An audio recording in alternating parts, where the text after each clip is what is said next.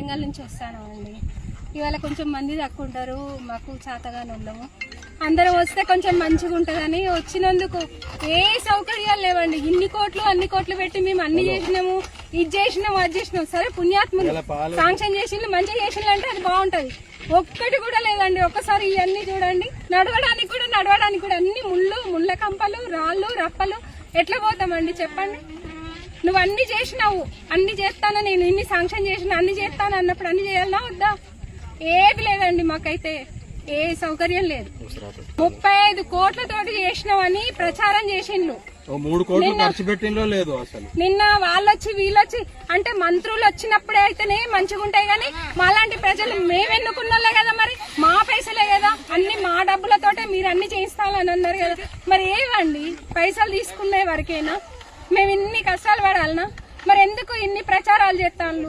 చెయ్యకండి. ఈ జనాలందరూ ఇక చూడండి ఎంత అవస్థలు పడతానో మేమందరము. మా కోసం పోసుకోవడానిక మీరు ఇన్ని ప్రచారాలు చేసేది?